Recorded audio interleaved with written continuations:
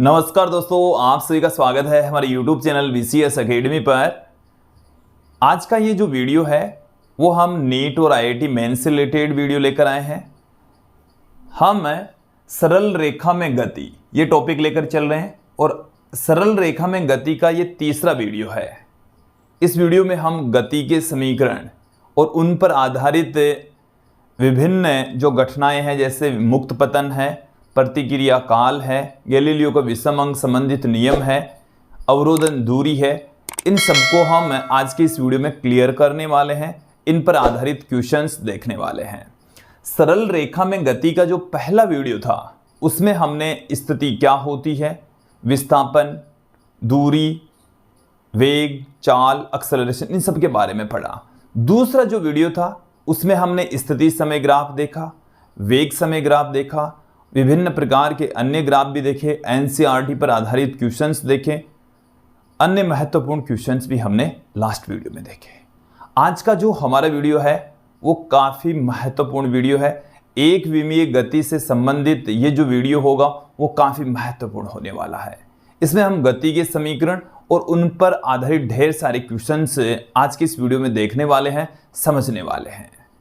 विद्यार्थियों, यदि आप हमारे YouTube चैनल पर नए हैं तो चैनल को सब्सक्राइब कर लीजिए, साथ में बेल आइकन भी दबा दीजिए ताकि आपको आगे की वीडियोज़ की नोटिफिकेशन मिलते रहें।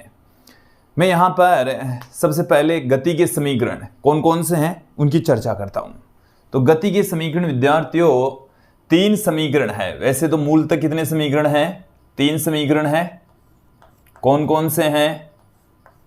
आज का जो हमारा संपूर्ण वीडियो होगा वो गति के समीकरण पर ही आधारित होगा। गति के समीकरण, और इसमें आप देखें गति का फर्तम समीकरण, गति का फर्तम समीकरण। ये जो गति के समीकरण होते हैं वो एक समान त्वरित गति के लिए होते, मतलब जो एक्सेलरेशन है वो एक समान होना चाहिए। एक्सेलरेशन का मान परिवर्तित नहीं होना चाहिए, नियत एक्सेलरेशन के लिए है। तो मैं यहाँ पर सबसे पहली बात तो यही पुट कर देता हूँ, ये क्या है? एक समान त्वरित गति के लिए लागू होते हैं। एक समान त्वरित गति के लिए हैं। जो गति के समीकरण हैं वो हैं एक समान त्वरित गति के लिए। गति का फर्तम समीकरण, देखिए फर्तम समीकरण क्या होता है? v बराबर होता है u प्लस at। इनको समझेंगे, एक एक पद को समझिए। ये जो आप देख रहे हैं v, u, ये दोनों ही वेग हैं। कोई कण है वो एक विमीय पथ पर गति करता है, एक सरल रेखा में गति करता है, उसका प्रारंभिक वेग है u। ये u क्या है? उसका प्रारंभिक वेग है, प्रारंभिक वेग। ये जो v आप देख रहे हैं ये है अंतिम वेग। v क्या है? अंतिम वेग। और ये जो a है ये है एक समान एक्सेलरेशन, एक समान त्वरण। t है u से v वेग होने में लगा समय है। देखो मेरी बात सुन लीजिए, संपूर्ण गति के दौरान जब u प्रारंभिक वेग था, v अंतिम वेग है, तो u से v वेग होने में लगा जो समय है वो है स्मॉल t। यहां तक समझ में आ गया? मैं यहां पर अब बात करता हूं गति के द्वितीय समीकरण की। द्वितीय समीकरण, तो जो द्वितीय समीकरण है वो होता है s बराबर ut प्लस 1/2 at स्क्वायर। देखो u हम पहले बता चुके हैं प्रारंभिक वेग है, t u से v वेग होने में लगा समय है, a एक्सेलरेशन है और s है t समय में तय की गई दूरी। s क्या है? t समय में तय दूरी, t समय में तय दूरी है। फिर मैं यहां पर बात करता हूं, एक अन्य रिलेशन हम देखेंगे, तृतीय समीकरण। तृतीय समीकरण ये होता है v स्क्वायर बराबर u स्क्वायर प्लस में 2as। इन सभी पदों के बारे में हम पहले ही बात कर चुके हैं। u प्रारंभिक वेग, v अंतिम वेग, a एक्सेलरेशन, s है u से v वेग होने तक जो कण है वो s दूरी तय कर लेता है। इसमें समय नहीं है, इन दोनों पदों में समय आया है। क्लियर। अब हम एक और समीकरण आपके सामने रख देते हैं। किसी कण द्वारा nवें सेकंड में तय की गई दूरी, वो एक समान त्वरित गति कर रहा है कण। अब उस कण के द्वारा nवें सेकंड में, जैसे 15वें सेकंड में तय की गई दूरी 14 सेकंड हो गए। 14 सेकंड खत्म होने से 15 सेकंड खत्म होने तक जो दूरी तय की जा रही है वो है 15वें सेकंड में तय की गई दूरी। तो उसका क्या फॉर्मूला होता है, मैं इसी प्रकार से nवें सेकंड में तय की गई दूरी का फॉर्मूला आपके सामने पुट कर रहा हूं। देखिए क्या होता है, nवें सेकंड में तय की गई दूरी, सेकंड में तय की गई दूरी, हम nवें सेकंड में जो तय की गई दूरी है उसको Sn से पुट करेंगे। किससे लिखा जाएगा, Sn, ये बराबर होता है u plus half a 2n-1 के। ये हमारे पास में 4 इक्वेशन आ चुकी है। ये जो आप देख रहे हैं Sn, ये है nवें सेकंड में तय की गई दूरी और ये है nवां सेकंड। n क्या है, समय है, nवें सेकंड को रिप्रेजेंट कर रहा है। तो देखिए विद्यार्थी, इनके ऊपर सीधे क्वेश्चंस भी आ जाते हैं। जब हमारे को ये दिया गया हो कि भाई यहां पर 4 राशियां हैं, कोई सी 3 दे सकते हैं, चौथी पूछी जा सकती है, एक समान त्वरित गति के लिए ही होगी।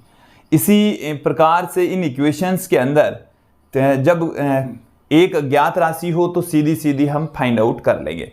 जैसे कई ऐसे भी इक्वेशंस होते हैं जिनमें हमारे को जैसे दूरी पूछी है, प्रारंभिक वेग, अंतिम वेग दे दिया, समय दे, एक्सेलरेशन दे दिया, बट हमारे को ये पूछा जाए कि दूरी कितनी होगी। प्रारंभिक वेग, अंतिम वेग दे दिया, एक्सेलरेशन दे दिया, या आपको समय दे दे तो फिर एक्सेलरेशन निकालना पड़ेगा, फिर वहां से दूरी निकालनी पड़ेगी।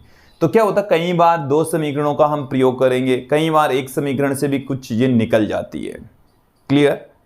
अब बात करते हैं यहां पर मुक्त पतन। जो इक्वेशंस हैं वो थोड़ी सी चेंज होगी। मुक्त पतन होता क्या है, मुक्त पतन, मुक्त पतन का मतलब है कि हमने किसी वस्तु को गुरुत्वाकर्षण बल के अधीन स्वतंत्रता पूर्वक छोड़ दिया है, तो वो मुक्त पतन, गुरुत्व के अधीन गति करी है। देखो मुक्त पतन का मतलब भी यहां है गुरुत्व के अधीन गति हो रही है। किसके अधीन गति हो रही है, गुरुत्वाकर्षण बल के अधीन। गुरुत्व के अधीन जब गति होती है तो उसको हम कहेंगे मुक्त पतन। गुरुत्व के अधीन गति, अधीन गति, ठीक है, तो उसको हम कह रहे हैं मुक्त पतन। क्या कहा जा रहा है, मुक्त पतन कहा जा रहा है। तो देखिए मुक्त पतन गुरुत्व के अधीन जब गति होती है तो उस कंडीशन में हमारे जो गति के समीकरण है, चारों जो समीकरण है, वैसे 3 ही है, nवें सेकंड वाला भी हम देख लेंगे, ये क्या हो जाएंगे। ये भी 2 तरीके से हमें ध्यान रखना है। विद्यार्थियों, मैं जो बात अब आपको बताने जा रहा हूं इसको आपको अच्छे से समझनी है, क्लियर दिमाग में फिट बैठा लेनी है कि जब कोई पिंड कण स्वतंत्रता पूर्वक नीचे आ रहा है, मतलब गुरुत्व के अधीन नीचे की ओर गति कर रहा है, तो उसका वेग नीचे, प्रारंभिक वेग नीचे, अंतिम वेग नीचे, नीचे की ओर गति कर रहा है।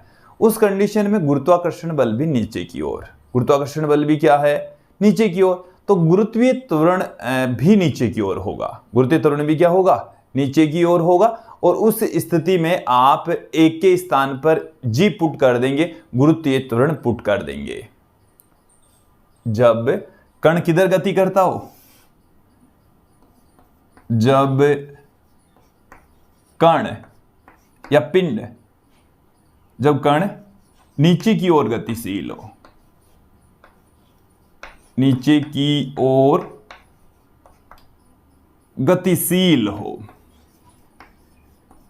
नीचे की ओर गतिमान हो, तब ए बराबर तो हम पुट कर देंगे जी।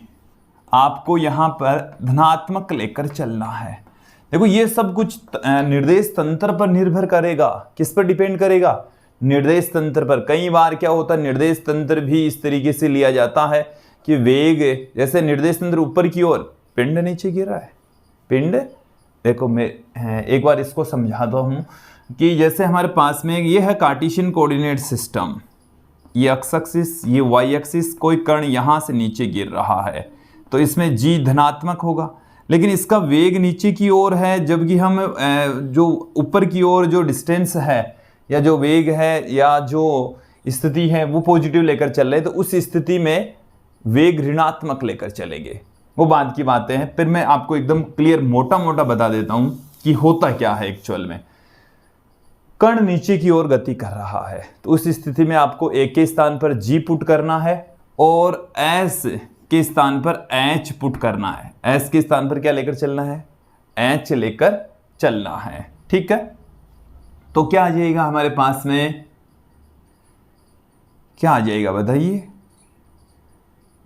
हमारे पास में गति का जो पहला समीकरण है v बराबर हो जाएगा u plus G T, u plus G T.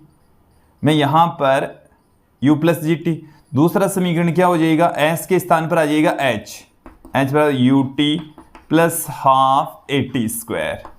ठीक है, तीसरा समीकरण u स्क्वायर बराबर v स्क्वायर बराबर यू स्क्वायर प्लस 2gh आ जाएगा और n में सेकंड में तय की दूरी sn या hn कर लीजिए, sn ही मैंने रहने दिया, u plus 1/2g 2n minus 1 हो जाएगा।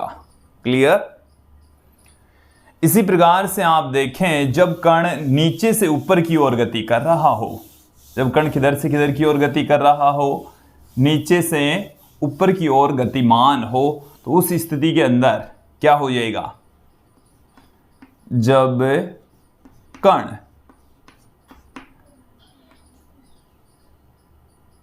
ऊपर की ओर गतिशील हो, ऊपर की ओर गतिशील हो, ऊपर की ओर जब गतिशील हो तब एक के स्थान पर हमें माइनस जी पुट करना है। हालांकि एस के स्थान पर अब भी आपको क्या रखना है? एच ही रखना है। ठीक है, देन v बराबर क्या आ जाएगा? u minus G T, H बराबर क्या आ जाएगा? U T minus half G T square, v square बराबर क्या आ जाएगा? यू स्क्वायर माइनस 2gh और Sn बराबर क्या आ जाएगा? u minus half g 2n minus 1, यह आ जाएगा हमारे पास में। देखिए आपको तो मेनली ये वाली इक्वेशंस ध्यान में रखनी है, फिर उसी क्षण पर ही हम a के स्थान पर क्या पुट करना है, g या माइनस जी, वो हम देख लेंगे। नीचे की ओर गति कर रहा है तो g, ऊपर की ओर गति कर रहा है तो माइनस जी। कई बार देखिए जो एनसीईआरटी पाठ्य पुस्तक है उसमें हमने निर्देश तंत्र की महत्वपूर्ण भूमिका निभाई है। निर्देश तंत्र का मतलब है आपने जैसे कार्टेशियन कोऑर्डिनेट सिस्टम ले रखा है, उसमें एक प्रेक्षक बैठा है और वो उस संपूर्ण गति का अध्ययन कर रहा है। तो उस स्थिति में देखिए क्या है, किस तरीके से लेते हैं, निर्देश तंत्र की क्या भूमिका है वो देख लीजिए, समझें। ये जैसे हमारे पास में एक कार्टेशियन कोऑर्डिनेट सिस्टम है, ये इसकी एक्स एक्सिस, ये वाई एक्सिस और ये इसकी क्या है? जेड एक्सिस है, ये इसका मूल बिंदु है। ठीक है, अब इसमें आप समझें कि ऊपर की ओर यदि कोई गति हो रही है, ऊपर की दिशा में आपको यदि ऊपर की ओर कोई सदिश है, किसी सदिश की डायरेक्शन क्या है? वाई एक्सिस की ओर है। ये तो है एक्स वाई तल, एक्स जेड तो तल है, ये तो क्षैतिज तल हो गया, और ये है ऊर्ध्वाधर दिशा। ये कौन सी दिशा है? ऊर्ध्वाधर। ठीक है, ऊपर की ओर। तो यदि कोई सदिश ऊर्ध्वाधर ऊपर की ओर है तो उसको हम लेंगे धनात्मक, उसको हम क्या लेंगे? धनात्मक। और यदि कोई सदिश नीचे की ओर है तो उसको हम लेंगे ऋणात्मक, उसको क्या लेंगे? ऋणात्मक। उस स्थिति में हम इन गति के समीकरणों को समझते हैं। तो जब भी ऊपर की ओर गतिमान है, जैसे मान लीजिए कोई कण छोड़ा हमने यहां से, क्या है? इसका प्रारंभिक वेग u ऊपर, फिर यहां पर इसका अंतिम जो वेग है वो v, वो भी ऊपर, तो ये दोनों तो क्या होंगे? धनात्मक। ये दोनों तो क्या होंगे? धनात्मक, और इस स्थिति में ए क्या होगा, नीचे। और ए तो हमेशा गुरुत्वीय त्वरण हमेशा नीचे की ओर, आप चाहे नीचे से ऊपर जा रहे हो चाहे ऊपर से नीचे आ रहे हो, जी तो हमेशा नीचे होगा। तो इस स्थिति में जी होगा माइनस जी के बराबर। तो जी माइनस जी के बराबर हो गया। तो गति के समीकरण क्या होंगे, देखो ध्यान देना, v को तो हमारे को यही रखना है। अब यहां पर आएगा माइनस में जी, जब कण नीचे से ऊपर की ओर गतिशील है। मैंने आपको अभी थोड़ी देर पहले भी यही बताया था, थोड़ी देर पहले भी आपको मैंने यही चर्चा की थी कि जब कण किधर से किधर गतिमान हो, नीचे से ऊपर की ओर गतिमान हो, तो उस स्थिति में ये इस तरीके से लेंगे, माइनस में जी टी स्क्वायर माइनस में 2gh। कोई दिक्कत नहीं है, वैसे के वैसे ही समीकरण है जैसे मैंने आपको बताए समझाए, ठीक है। जब कण किधर गतिमान है, नीचे से ऊपर की ओर। अब मैं इसको मिटाऊं, अगला समझें आप।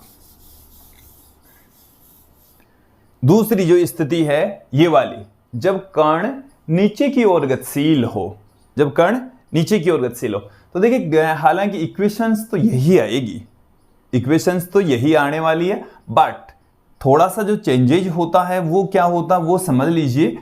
कि जब कण जैसे मान लीजिए कि यहां से इधर आ रहा है, ये तो u नीचे की ओर, v नीचे की ओर, यहां पर a बराबर g, ये भी नीचे की ओर। अब देखिए a तो माइनस जी के बराबर ही होगा यहां पर भी, क्योंकि ऊपर की ओर यदि a होता, ऊपर की ओर a होता तो उसको प्लस लेते, निर्देश तंत्र के हिसाब से माइनस जी है।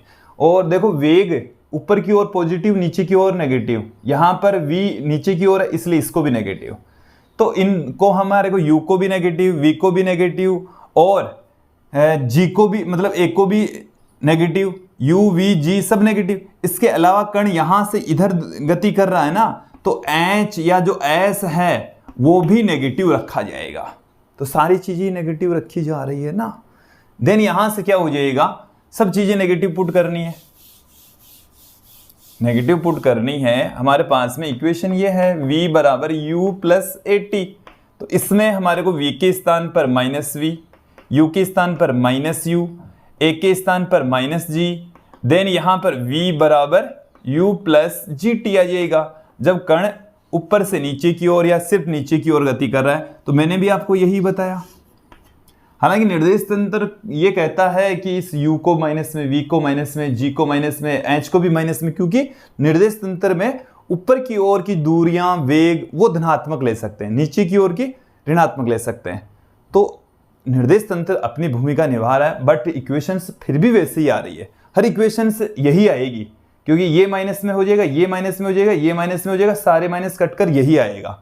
इसमें भी ऐसे ही है, ये दो जगह माइनस माइनस प्लस हो जाएगा, माइनस माइनस प्लस हो जाएगा, ये माइनस प्लस हो जाएगा, यही इक्वेशन प्राप्त होने वाली है। क्लियर? तो निर्देश तंत्र अपनी भूमिका निभाता है, वो अलग बात है। अब मैं यहां पर कुछ तथ्य आपको बता देता हूं। दो तीन बातें यहां पर अब हम देख लेते हैं। पहली जो महत्वपूर्ण बात यह है कि यदि हम किसी कण को u वेग से ऊपर की ओर फेंक रहे हैं, तो उसके द्वारा अधिकतम ऊंचाई कितनी तय की जाएगी। मेरी बात आप समझे। हम यहां पर क्या कर रहे हैं, कण को नीचे से ऊपर की ओर फेंक रहे हैं, तो उस कण के द्वारा तय अधिकतम ऊंचाई कितनी होगी, ये हम ज्ञात करना चाह रहे हैं। देखो ध्यान देना, यहां से हमने इसको u वेग से फेंका, कितने वेग से फेंका, u से, और यहां पर अंतिम जो इसका वेग है वो है 0, और इसके द्वारा तय की गई जो ऊंचाई है वो है h। देखिए इस गति के दौरान जो एक्सेलरेशन है वो हमने आपको बता दिया कि माइनस में लेकर चलना है। हम ये जो ऊंचाई h है वो गति के तीसरे समीकरण से ज्ञात करेंगे। गति का तीसरा समीकरण क्या कहता है, v स्क्वायर बराबर u स्क्वायर प्लस 2as। तो यहां पर अंतिम वेग 0, प्रारंभिक वेग u है ही 2, एक के स्थान पर माइनस में g पुट करना है और s के स्थान पर h पुट करना है। तो 2gh बराबर क्या आ गया, u स्क्वायर, और h बराबर आ गया है u²/2g। ये हमें u वेग से ऊर्ध्वाधर ऊपर की ओर फेंके गए कण द्वारा तय अधिकतम ऊंचाई प्राप्त हो गई है। ठीक है, अब अधिकतम ऊंचाई तक जाने में लगा समय भी ज्ञात कर लेते हैं। वह यहां से यहां तक, यहां से फेंका हमने, ये इसकी सतह है, पृथ्वी की सतह, और यहां से अधिकतम ऊंचाई तक जाने में लगा समय कितना है। चलिए देखिए, अधिकतम ऊंचाई तक जाने में लगा समय, अधिकतम ऊंचाई तक जाने में लगा समय, जाने में लगा समय। देखिए हमारे पास में गति का पहला समीकरण है, यही है। अधिकतम ऊंचाई पर जाएगा तो कण का वेग कितना हो जाएगा। देखिए जब ऊर्ध्वाधर गति होगी, देखो मेरी बात को ध्यानपूर्वक सुन लीजिए, यदि ऊर्ध्वाधर गति है और उसके द्वारा जो अधिकतम ऊंचाई है, उस अधिकतम ऊंचाई पर वेग है वो 0 हो जाएगा। वेग कितना हो जाएगा, 0, 0। u वेग से हमने फेंका, g का मान -g के बराबर, इसमें समय लग रहा है t के बराबर, तो यहां से gt बराबर आ गया u और t बराबर आ गया है u/g, u/g। तो जितना ज्यादा वेग से आप फेंकेंगे अधिकतम ऊंचाई तक जाने में उतना ही ज्यादा समय लगेगा। क्लियर, ये समझ में आ जाना चाहिए।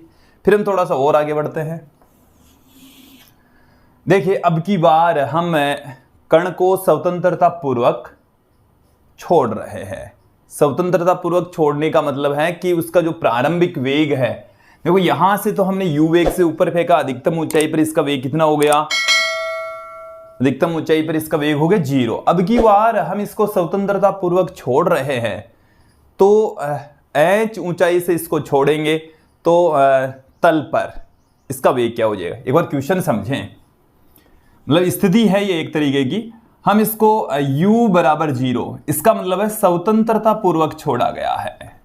स्वतंत्रता पूर्वक छोड़ने पर हमने इसको कैसे छोड़ा है, स्वतंत्रता पूर्वक छोड़ा है। ठीक है, कितनी ऊंचाई से छोड़ा है, h ऊंचाई से छोड़ा है। क्लियर, कण किधर आएगा, नीचे की ओर आएगा। क्लियर, अब जब ये सतह पर पहुंचता है तो यहां पर इसका वेग क्या होगा, ये हम ज्ञात करना चाह रहे हैं। ठीक है, तो इसके लिए आपको एक ऐसा रिलेशन यूज में लेना है जिसमें v आए, u आए, h आए और g भी आ सकता है। तो देखिए ये हमारे पास में है गति का तीसरा समीकरण, v² बराबर u² + 2gh। अंतिम वेग हमें ज्ञात करना है, प्रारंभिक वेग हमें 0 लेकर चलना है। क्यों लेकर चलना है 0, क्योंकि इसको स्वतंत्रता पूर्वक छोड़ा गया है। यदि जब भी बात आती है स्वतंत्रता पूर्वक छोड़ने की, इट मीन्स उसको हमने इस तरीके से छोड़ा है, ऐसे। तो ऐसे छोड़ेंगे तो उसका प्रारंभिक वेग क्या होगा, 0 होगा। क्लियर, तो ये हमने कुछ बातें आपके सामने रखी, कुछ तथ्य, इनके ऊपर आधारित क्वेश्चंस पूछे जाते हैं। अब मैं यहां पर बात करता हूं गैलीलियो का विषम अंक संबंधित नियम। यदि किसी पिंड को स्वतंत्रता पूर्वक छोड़ रहे हैं तो समान समय अंतरालों में तय की गई दूरियों का अनुपात 1 से प्रारंभ होने वाली विषम संख्याओं के अनुपात के बराबर होता है। चलिए देख लेते हैं गैलीलियो का विषम अंक संबंधित नियम क्या है। देखिए गैलीलियो का विषम अंक संबंधित नियम क्या है। गैलीलियो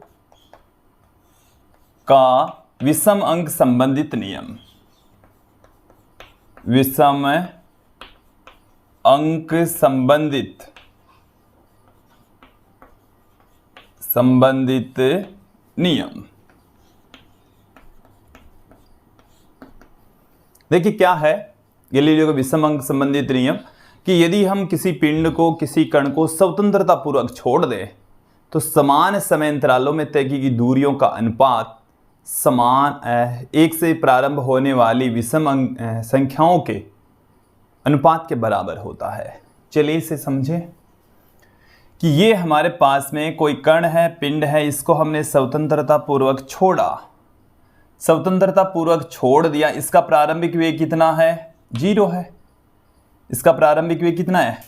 तो हम समान समय अंतराल ले रहे हैं कि पहला जो समय है t समय, उसमें कण इतनी दूरी तय कर लेता है t समय में, ठीक है। तो इसमें जो समय लग रहा है t, और इसमें जो तय की गई दूरी है उसको मैं लिख रहा हूं s1 से। किससे लिख रहा हूं? s1 से। s1 ही इसकी ऊंचाई h1 के इक्वल है, ठीक है। फिर एक एक चीज को समझेंगे हम यहां से।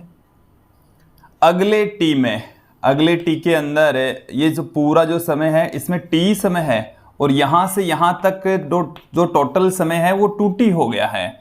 इसमें जो तय की गई दूरी है वो है s2। ये दूरी कितनी है? s2। और यहां से यहां तक जो ऊंचाई है वो है h2। फिर जो तीसरा समान समय अंतराल है वो फिर से t है। अब की बार देखो ये जो समय है वो बढ़ता जा रहा है।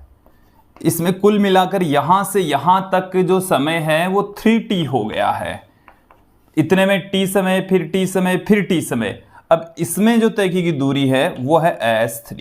एक बार हम s1, s2 और s3 इन तीनों का अनुपात निकाल लेते हैं। यदि इन तीनों का अनुपात आ गया s1, s2 और s3, तो वो 1:3:5 के अनुपात में आएगा। चलिए देख लेते हैं। पहले तो s बराबर होता है ut प्लस हाफ at²। पहली दूरी h1 बराबर तो क्या हो जाएगा? प्रारंभिक वेग 0 प्लस में 1/2 gt², ये हो गया। तो s1 बराबर h1 बराबर आ गया हाफ gt²। अब हमें निकालना है h2, तो h2 कितना आएगा? इसी में 0 प्लस 1/2 g। अब h2 में समय कितना लग गया? 2t, तो 2t का स्क्वायर हो गया। और फिर h3 में कितना हो जाएगा? हाफ g 3t का स्क्वायर। हमें s2 चाहिए, तो s2 किसके बराबर है? s2 का मतलब यहां से यहां तक की दूरी, तो h2 में से h1 घटा दीजिए। h2 में से क्या घटा दीजिए? h1।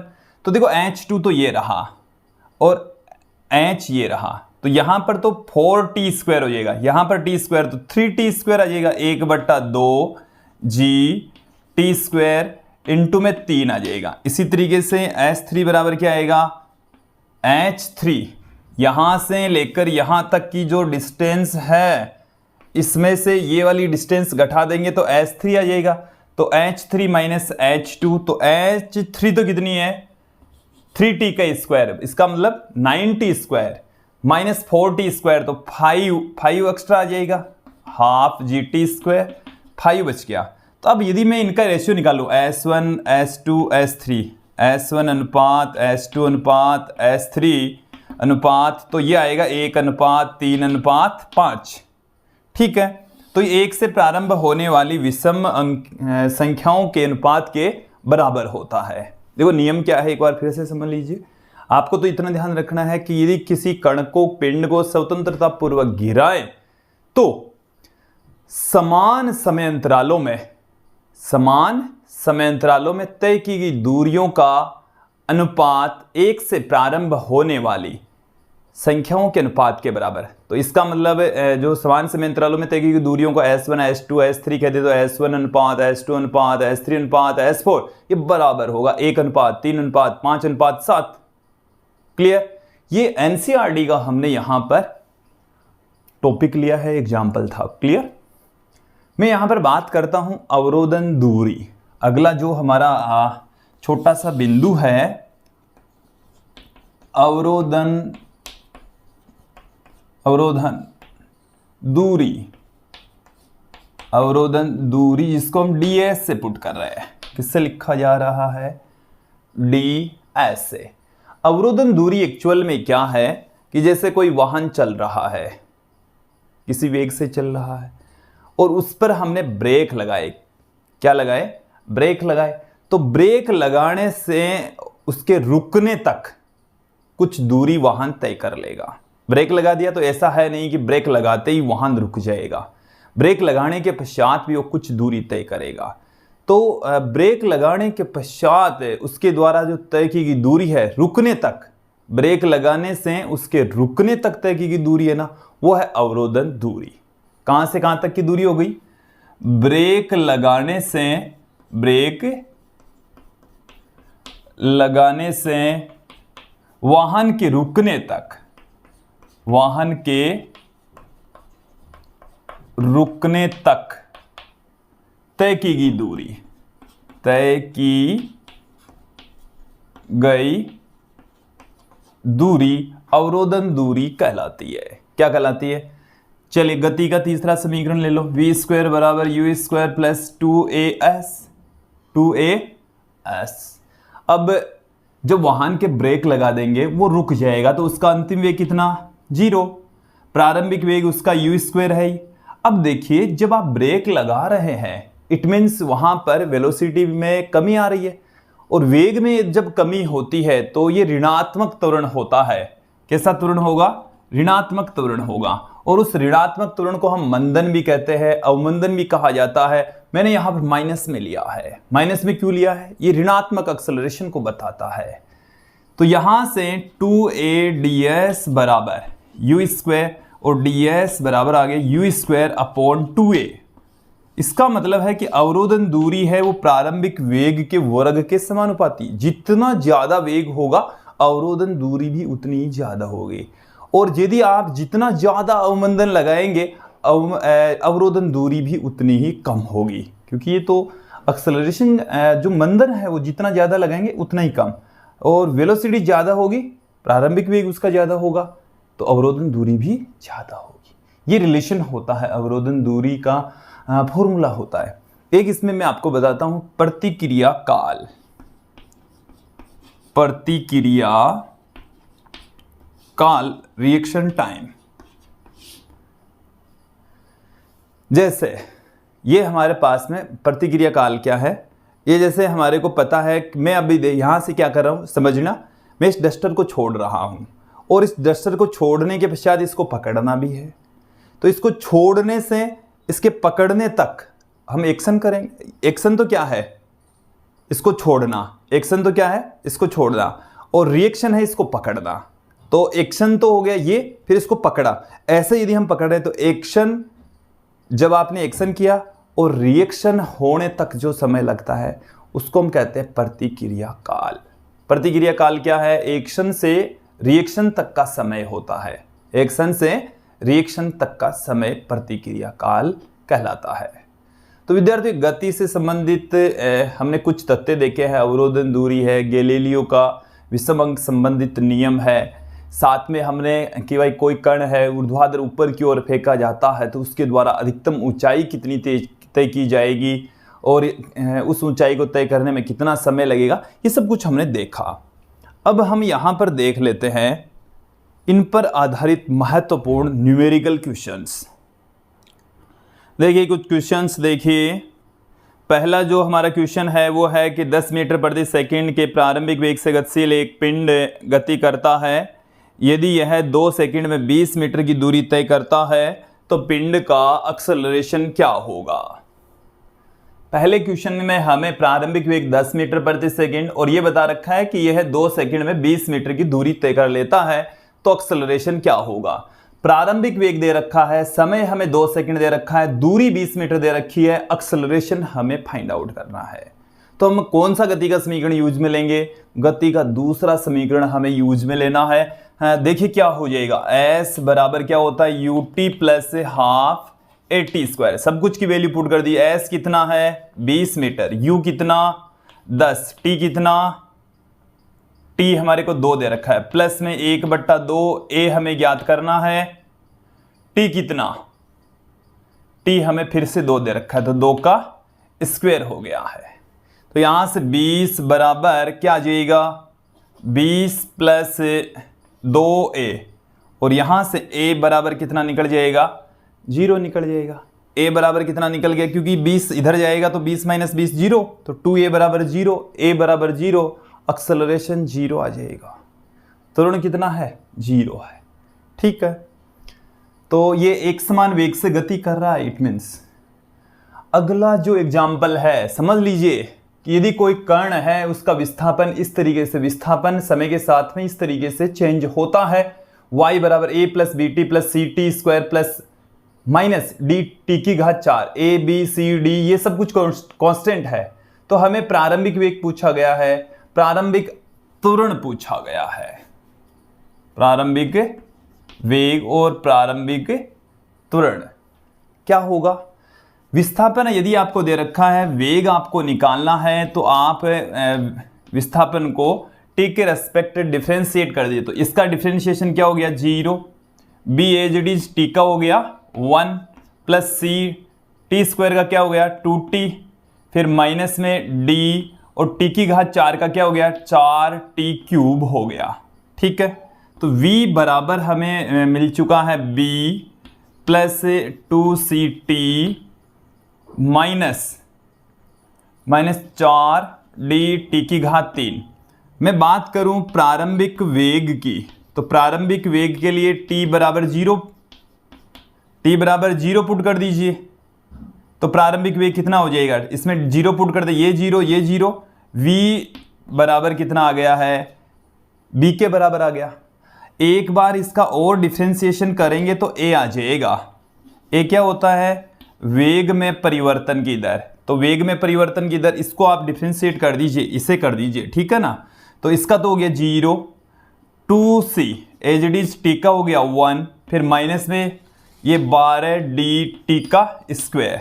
ठीक है, प्रारंभिक त्वरण कितना हो जाएगा, t बराबर आप 0 रख दीजिए, t बराबर 0 रखेंगे तो a0 प्रारंभिक त्वरण यहां 0 रखते ही ये 0 हो गया, 2c आ जाएगा। तो प्रारंभिक वेग b और प्रारंभिक एक्सेलरेशन कितना है 2c। प्रारंभिक वेग और एक्सेलरेशन ज्ञात करने के लिए जो इक्वेशन है, वेग का फॉर्मूला है या जो एक्सेलरेशन का फॉर्मूला है, उसमें हमें t बराबर 0 पुट कर देना है, तो हमें प्रारंभिक एक्सेलरेशन और प्रारंभिक वेलोसिटी मिल जाएगी। ठीक है, अगला क्वेश्चन देखिए, 6.25 मीटर पर सेकंड की प्रारंभिक चाल है, कोई कण है वो 6.25 मीटर प्रति सेकंड की प्रारंभिक चाल से गति कर रहा है, उस पर एक मंदन लगाया गया है। जो मंदन की दर है, मंदन की दर का मतलब है वेग में परिवर्तन की दर यहां पर, तो dv बाई dt बराबर दे रखा माइनस में 2.5 रूट v, ये हमें दे रखा है। मंदन इस तरीके से लग रहा है, तो वस्तु को विराम आने में कितना समय लगेगा, वस्तु जब विराम आ जाएगी तो उसमें कितना समय लगेगा, वो समय हम स्मॉल t लेकर चलेंगे, और विराम में आ जाएगा तब उसका वेग 0 हो जाएगा। कितना हो जाएगा वेग 0। तो इस इक्वेशन को देखिए विद्यार्थियों, मैं क्या लिख दूं, dv अपॉन में रूट v बराबर माइनस में 2.5 dt ऐसे पुट कर सकते हैं। इसका हम समाकलन करेंगे, उपरोक्त का क्या कर दें, समाकलन कर दें। तो समाकलन कर देंगे तो देखिए लिमिट कहां से कहां तक, वेग कहां से कहां तक बदल रहा है 6.25 और अंतिम वेग कितना 0। इधर समय, इधर क्या है समय के रेस्पेक्ट, और समय कहां से कहां तक 0 से t तक चेंज हो रहा है, क्योंकि जो विराम अवस्था में आने में लगा समय है वो t है, यही हमें ज्ञात करना है। चलिए देख लेते हैं, इसका इंटीग्रेशन क्या हो जाएगा, v की घात 1/2, v की घात इसको मैं ऐसे लिख दूं 6.25 0, v की घात 1/2 बट्टे से ऊपर जाएगी तो v की घात माइनस 1/2 dv बराबर माइनस में 2.5। यहां पर इसका इंटीग्रेशन हो गया है t, लिमिट हो गई है 0 से t तक। इसका इंटीग्रेशन क्या होगा विद्यार्थियों, v की घात माइनस 1/2 प्लस 1 बट्टे में माइनस 1/2 प्लस 1, 2.5, लिमिट पुट कर देंगे t माइनस 0, t माइनस 0। यहां पर देखिए जो लिमिट है वो है 6.25 से 0 तक, तो यहां से 1/2 बाहर निकला तो 2 तो ऊपर चला गया, v की घात आ गई है 1/2, v की घात कितनी आ गई 1/2, 6.25 से 0 बराबर आ गया माइनस में 2.5 t। अब देखिए मैं अब इधर थोड़ा सा इसको सोल्व कर लेता हूं। देखेंगे आप यहां पर माइनस में 2.5 टी बराबर, अपर लिमिट पुट करेंगे तो 2, तो 0 आ गया। फिर माइनस का साइन लगाकर लोअर लिमिट पुट करेंगे तो 6.25 की घात 1/2, माइनस का 2.5 टी बराबर 2, ये आ गया माइनस में। देखिए 6.25 की घात 1/2, तो इसका जब हम रूट करेंगे तो 2.5 ही आ जाएगा, 2.5। तो माइनस का 2.5 माइनस के 2.5 से कैंसिल हो गया। टी बराबर कितना आ जाएगा, 2 सेकेंड आ जाएगा। टी बराबर कितना आ गया, 2 सेकेंड। टी इक्वल टू हमें क्या मिल चुका है, 2 सेकेंड मिल चुका है। ये इसका आंसर है। ठीक है, कुछ क्वेश्चंस हम और देखेंगे यहां पर।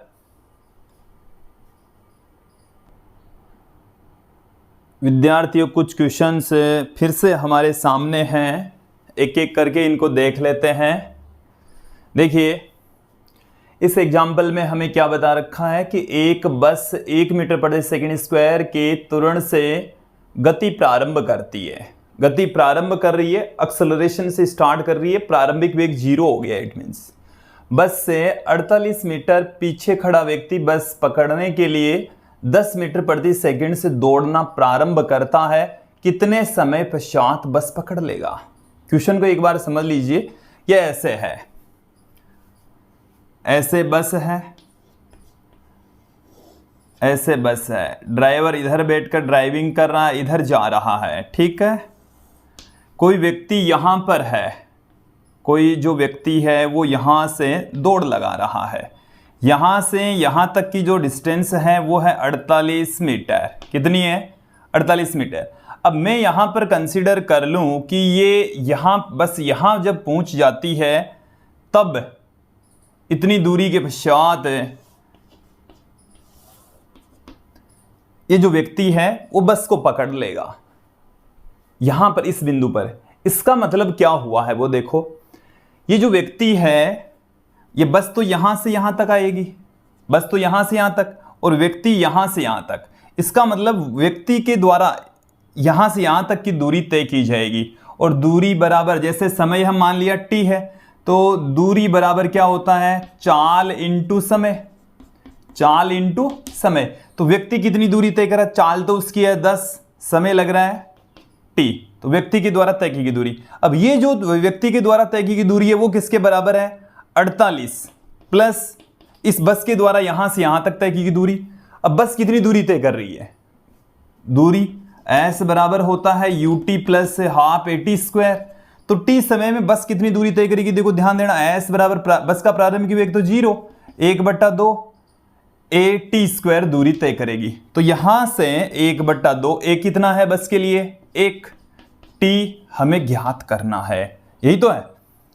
2 को मैं इधर गुणा कर देता हूं तो 20t बराबर आ गया हमारे पास में 96 प्लस टी स्क्वायर, ये हमें मिल चुका है t square minus 20t plus 96 equal to 0। हाँ देखिए इसके हम 2 टुकड़े कर लेते हैं, टी स्क्वायर बराबर 12 और 8 टुकड़े हो जाएंगे, 12t माइनस 8t बराबर प्लस, तो 12 8 96 हो गया। तो यहां से ये t कॉमन लेंगे, t माइनस 12, यहां से माइनस 8 कॉमन लेंगे, t माइनस 12। तो हमें क्या मिल चुका है, t माइनस 12 इंटू में t माइनस 8 बराबर 0। तो t बराबर 1 वैल्यू तो 8 है, t बराबर 1 वैल्यू है 12। तो ये 8 सेकंड पश्चात ही पकड़ लेगा। कितने सेकंड पश्चात पकड़ लेगा, 8 सेकंड पश्चात ही पकड़ लेगा। तो इसका आंसर क्या आएगा, 8 सेकंड आएगा, पहले ही पकड़ लेगा। दूसरा वाला ऑप्शन तो इसमें नहीं हो पाएगा क्योंकि 8 सेकंड पश्चात ही पकड़ लेगा। क्लियर, ये समझ में आ जाना चाहिए। अब देखो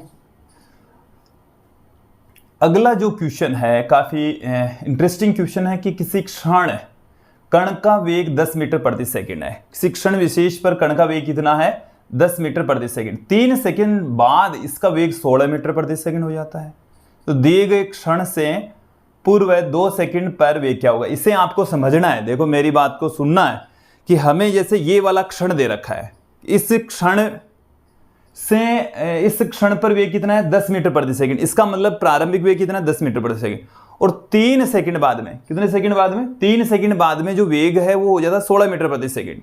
इसका मतलब ये हो गया कि अंतिम वेग हमें 16 मीटर प्रति सेकंड दे रखा है, समय हमें 3 सेकंड दे रखा है। एक्सेलरेशन ज्ञात कर लो। क्या ज्ञात कर लो?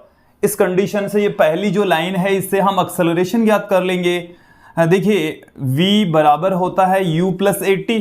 गति के प्रथम समीकरण से v कितना है 16, प्रारंभिक वेग कितना है 10, प्लस में a, समय कितना है 3, तो यहां से इधर आएगा तो ये कितना आ जाएगा 3a बराबर 6, a बराबर आ गया 2 मीटर पर सेकंड स्क्वायर।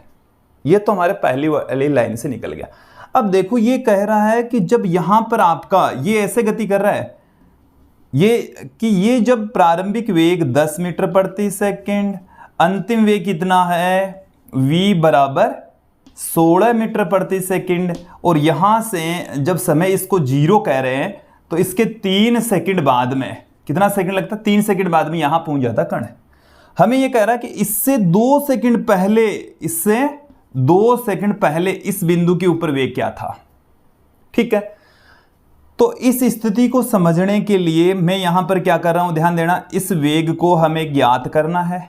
इस बिंदु के ऊपर जो वेग है वो इसका अंतिम प्रारंभिक वेग है, अंतिम वेग हो गया हमारे पास में इस स्थिति के लिए 10 मीटर प्रति सेकंड, और इसमें जो समय लग रहा है वो है 2 सेकंड का। कितना समय लग रहा है 2 सेकंड का। चलिए ज्ञात कर लेते हैं। v बराबर हमारे पास में होता है u प्लस 80, फिर वही फॉर्मूला, v का मान 10, u का मान हमें ज्ञात करना है, a का मान हमें 2 दे रखा है, समय का मान भी हमें 2 दे रखा है। u बराबर आ जाएगा 6 मीटर प्रति सेकंड। निकालो, 6 मीटर प्रति सेकंड आ जाएगा। 2 दूनी 4 इधर ले गए तो 10 माइनस 4 कितना हो गया 6 हो गया। क्लियर? इसमें 2 स्थितियां हैं। हमें एक क्षण दे रखा है, उस पर 10 मीटर प्रति सेकंड चाल है, 3 सेकंड बाद में 16 मीटर प्रति सेकंड चाल है। तो इस स्थिति से हम a निकालेंगे। फिर इससे ठीक 2 सेकंड पहले इस समय पर हमें चाल निकालनी है जो कि 6 मीटर प्रति सेकंड यहां पर आ रही है। अगला जो क्वेश्चन है वो देखिए, किसी सीधी सड़क पर 144 किलोमीटर प्रति घंटे की चाल से जाती हुई कार को 200 मीटर की दूरी में रोक लिया जाता है। मंदन लगाकर रोका जाएगा, सीधी सी बात है। तो हम पहले मंदन ज्ञात करेंगे, फिर हमें ज्ञात करना है कितना समय लगेगा, 200 मीटर दूरी तय करने में कितना समय लग जाएगा। देन यहां से देखिए प्रारंभिक वेग u बराबर दे रखा है 144 किलोमीटर प्रति घंटा, तो 144 गुणा 5/18, तो ये इसे 8 बार में कट जाएगा तो 40 मीटर प्रति सेकंड आ जाएगा। कितना आ जाएगा 40 मीटर प्रति सेकंड। एस कितनी दूरी तय कर रहा है 200 मीटर दूरी तय कर रहा है। अंतिम वेग कितना है 0 है। देन यहां से ए ज्ञात करना है, u v s ए ज्ञात करेंगे तो गति का हम कौन सा समीकरण यूज में लेंगे। देखो विद्यार्थियों, इन सबको देखकर आपको आंकड़ों को जो दिए हुए आंकड़े उनके आधार पर आपको पता चल जाना चाहिए कौन सी इक्वेशन हम यूज में लेंगे। क्लियर? तो यहां हमें v दे रखा है, अंतिम वेग 0 है, प्रारंभिक वेग 40 है, ए हमें ज्ञात करना है, एस 200 मीटर दे रखा है। चलिए रख देता हूं मैं सब कुछ। 0 बराबर u का मान कितना 40 का स्क्वायर प्लस 2a इंटू 200, तो a बराबर कितना आ गया 40 इंटू 40 विथ नेगेटिव साइन बट्टे में 2 गुणा 200, 2 गुणा 200, 2 0 से 2 0 कैंसिल हो गए, 2 दूनी 4 ये कैंसिल हो गए, 4 आ गया, माइनस में 4 मीटर प्रति सेकंड स्क्वायर, माइनस में 4 मीटर प्रति सेकंड स्क्वायर आ चुका है। ठीक है, अब हमें क्या करना है t ज्ञात करना है। तो t ज्ञात करने के लिए हम कौन सा समीकरण यूज में लेंगे, गति का पहला समीकरण यूज में लेंगे। ये वाला समीकरण आपको यूज में लेना है। देन यहां से देखिए पुट कर दीजिए, अंतिम वेग 0, प्रारंभिक वेग कितना है 40, a बराबर कितना है 4, t ज्ञात करना है तो t बराबर कितना आ जाएगा 40 बट्टे में 4, 10 सेकंड का समय लगेगा। कितना समय लगेगा, 2 इक्वेशन हमने यूज में ली, पहले तीसरी समीकरण लगाकर हमने a निकाला, फिर पहली समीकरण लगाकर t निकाला। इस क्वेश्चन में हमें t ही पूछा गया था। क्या पूछा गया था, t ही पूछा गया था। तो मुझे उम्मीद है ये क्वेश्चन आपको समझ में आ गए होंगे। थोड़ा सा और आगे बढ़ते हैं।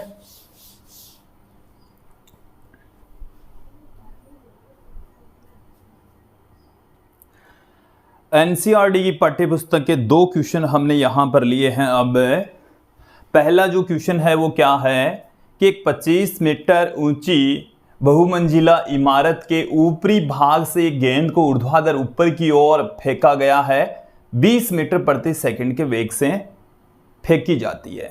बताइए गेंद कितनी ऊंचाई तक ऊपर जाएगी तथा गेंद को मैदान तक पहुंचने में कितना समय लगेगा। दो चीजें हमें पूछी है, पहले एक बार क्वेश्चन को समझ लीजिए। ऐसे एक बहुमंजिला इमारत है, ऐसे बहुमंजिला इमारत है, ये मैदान है, ये यहाँ पर हमारी बहुमंजिला इमारत है। इस इमारत की जो ऊंचाई है वो हमें दे रखी है 25 मीटर। ये यहाँ से यहाँ तक की जो हाइट है इमारत की वो कितनी दे रखी है 25 मीटर। इसको बिंदु को नाम दे दूं मैं, इस तल को नाम दे दूं A।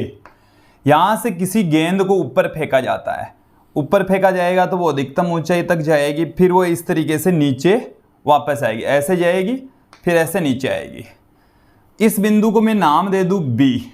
तो हमें देखिए क्या करना है, A से लेकर B तक की डिस्टेंस ज्ञात करनी है और B से लेकर C तक जो डिस्टेंस प्राप्त हो जाएगी तो उसमें लगा समय, A से B तक जाने में लगा समय, मतलब कुल समय इस पूरी यात्रा के दौरान लगा कुल समय हमें ज्ञात करना है।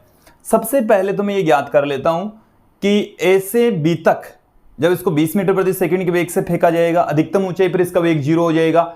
h निकाल लेते हैं गति के तीसरे समीकरण से। हमें g का मान 10 मीटर प्रति सेकंड स्क्वायर लेना है, तो गति के तीसरे समीकरण से यहां पर A पर तो A से B तक, मैं A से B तक का जो सफर है, A से B तक का जो सफर है, चलिए सही नहीं लिखा गया, अब देखिए A से B तक का जो सफर है इसकी बात कर रहा हूं। तो इसमें जो अंतिम वेग होगा v² बराबर होता है u² प्लस 2as, तो अंतिम वेग 0, प्रारंभिक वेग है 20, तो 20 का स्क्वायर प्लस ऊपर की ओर जा रही है तो g का मान हम लेंगे माइनस में 10, s का मान हमें दे नहीं रखा वो हम यहां से ज्ञात कर लेंगे। तो 20s या 20h बराबर, इसको h कह दो चाहे तो, या h1 कह दीजिए, मैंने s कह दिया, ठीक है। तो ये आ गया हमारे पास में 400, तो s बराबर कितना आ गया 400 बट्टे में 20, 0 से 0 कैंसिल हो गया, 20 मीटर आ गया।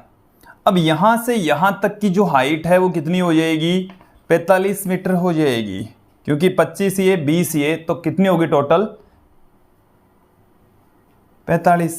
देखो हमें A से B तक जाने में लगा समय भी ज्ञात करना है। गति का कौन सा समीकरण यूज में लेंगे, G हमें पता है, U पता है, V पता है, T ज्ञात करना है। गति का पहला समीकरण हम यूज में लेंगे, V बराबर होता है U माइनस में GT, तो V का मान 0, U का मान 20, G का मान 10, T का मान यहां से निकल जाएगा 20 बट्टे में 10 बराबर 2 सेकंड निकल जाएगा। कितना निकल गया 2 सेकंड। अब यहां से इसका B से C तक का सफर, अब हम क्या देख रहे हैं B से C तक आने में लगा समय, तो प्रारंभिक वेग हो गया 0, प्रारंभिक वेग कितना हो गया 0, और कितना समय लगेगा वो हमें याद करना है, जबकि दूरी 45 मीटर तय की जा रही है। गति का कौन सा समीकरण यूज में लेंगे, दूसरा समीकरण यूज में ले लीजिए। ये h तो कितना 45, u0, t हमें ज्ञात करना है, ये B से C तक का जो समय लग रहा है ना वो है t, ठीक है। माइनस में 1/2 10 इंटू t², ठीक है ना। तो 5t² बराबर कितना आ गया 45, t² बराबर कितना आ गया 45 बट्टे में 5 बराबर 9, और t बराबर आ गया है 3 सेकेंड। तो कुल समय कितना आ गया, कुल समय देखो ध्यान देना, इस यात्रा के दौरान जो लगा समय उसको मैं t1 कह दूं, B से C तक जो समय लग रहा है इसको मैं t2 कह दूं, तो t1 प्लस t2 कितना हो जाएगा t1 प्लस t2, ये टोटल समय हो जाएगा 2 + 3 बराबर 5 सेकंड का समय लगेगा। टोटल कितना समय लगेगा, यहां से यहां तक 2 सेकंड में, यहां से यहां तक 3 सेकंड में, तो टोटल मिलाकर कितने सेकंड हो गए 5 सेकंड हो गए। तो 5 सेकंड का समय लगेगा विद्यार्थियों। अब जो हमारा अगला क्वेश्चन है उसे देखिए कि एक वस्तु 4 मीटर की दूरी तीसरे सेकंड में तथा 12 मीटर की दूरी को 5वें सेकंड में तय करती है। तो बताइए कि अगले 3 सेकंड में ये कितनी दूरी तय कर लेगी। मतलब 6वें, 7वें, 8वें, ये जो 3 सेकंड है ना, उसमें तय की दूरी ज्ञात करनी है। देखिए nवें सेकंड में तय की दूरी का फॉर्मूला क्या होता है, Sn बराबर u plus 1/2a 2n minus 1, ये होता है। तो तीसरे सेकंड में तय दूरी, तीसरे सेकंड में तय दूरी, तो n बराबर कितना पुट कर देंगे, 3 पुट कर देंगे। तो हमारे पास में Sn बराबर कितना आ जाएगा, S3 बराबर हमें दे रखा है 4 मीटर, n बराबर हमें दे रखा है 3, देन यहां से कितना आ जाएगा 4 बराबर u, हमें प्रारंभिक वेग का नहीं पता, प्लस 1/2 a का भी नहीं पता, 2 गुणा 3 माइनस 1, तो यहां से 4 बराबर u प्लस में देखो 3 दूनी 6 माइनस 1 5/2a आ गया। इसको मैं देता हूं इक्वेशन नंबर 1। 5वें सेकंड में अब हम क्या लेकर चलेंगे, 5वें सेकंड में तय दूरी, तो S5 बराबर कितना दे रखी है, 12 मीटर दे रखी है क्वेश्चन में। n बराबर अब की बार कितना लेना है, 5 लेना है। तो 12 बराबर u का मान तो u ही है, हमें पता ही नहीं है, a का मान भी हमें नहीं पता, 2 गुणा 5 माइनस 1, तो 10 माइनस 1 9 हो गया, 9/2 12 बराबर आ गया u प्लस 9/2a आ गया। इसको देता हूं क्वेश्चन नंबर 2। अब हमें क्या ज्ञात करना है, यहां से समीकरण 1 और 2 की सहायता से हम a ज्ञात कर लेते हैं। देखिए थोड़ा सा टाइम जरूर लग रहा है, कुछ क्वेश्चंस ऐसे भी होंगे जिसमें टाइम लगेगा, तो समझते भी करेंगे और क्या करना है, इक्वेशन को जल्दी से जल्दी सोल्व करना है अपन को। देखिए कितना हो जाएगा, 2 माइनस 1 तो 12 माइनस 4 बराबर u plus 9/2a minus u minus में 5/2a, यहां से तो आ गया 8, 9/2 में से ये घटाएंगे तो 4/2 मतलब 2a आ जाएगा। a बराबर कितना आ गया, 4 मीटर प्रति सेकंड स्क्वायर, 4 मीटर प्रति सेकंड स्क्वायर। अब हमें ये पूछा है अगले 3 सेकंड में तय की गई दूरी, अगले 3 सेकंड में तय की गई दूरी, इसका मतलब तो ये हो गया कि हमारे को निकालना है पहले तो 8 सेकंड तक तय की गई कुल दूरी, फिर 5 सेकंड तक तय की गई कुल दूरी। तो 5 सेकंड तक तय दूरी, 5 सेकंड तक तय दूरी, तो हमें यहां से विद्यार्थियों एक u का मान भी निकाल लो, a का मान रख दो इसमें, a का मान इसमें रख दो, कितना 4, 2 कट गया 10, कितना आ गया, a का मान 4 है, तो u का मान हमें कितना मिल जाएगा, यहां से u का मान माइनस में 6 मिल जाएगा, u का मान माइनस में 6 मीटर प्रति सेकंड मिल जाएगा। अब देखो रखना है बस माइनस में 6 और क्या, 5 सेकंड में तय की दूरी, उसको S1 कह दूं तो S1 बराबर ut plus half 80 square, then यहां से कितना आ जाएगा, S1 बराबर u कितना है माइनस में 6, 5 प्लस में 1/2, a का मान 4 है, 5 का स्क्वायर हो गया, S1 कितना आ जाएगा माइनस में 30, 2 25 को 2 से गुणा करेंगे 50, ये हमें मिल चुका है 20 मीटर, कितना मिला। फिर 8 सेकंड तक तय की दूरी, 8 सेकंड तक तय दूरी, तो उसको S2 कह दूं ut प्लस हाफ 80 स्क्वायर। अब की बार u का मान तो वही है माइनस में 6, समय 8 है, प्लस में 1/2 4 8 का स्क्वायर, देन यहां से कितना आ जाएगा माइनस में 48, प्लस 2 से कट गया 2, 64 को 2 से गुणा करेंगे 128 इसमें से निकाल दीजिए, तो ये 80 मीटर आ गया। अब 3 सेकंड में तय की दूरी कितनी आ जाएगी, S2 माइनस S1, 80 माइनस 20 बराबर 60 मीटर आ जाएगी। ये आंसर होगा इसका कि अगले 3 सेकंड में तय की दूरी कितनी होगी, 60 मीटर होगी। तो विद्यार्थी ये थे कुछ महत्वपूर्ण क्वेश्चन से, कुछ क्वेश्चंस हमने अपने नोट्स में भी दे रखे हैं, एनसीईआरटी की पाठ्य पुस्तक के क्वेश्चंस दे रखे हैं।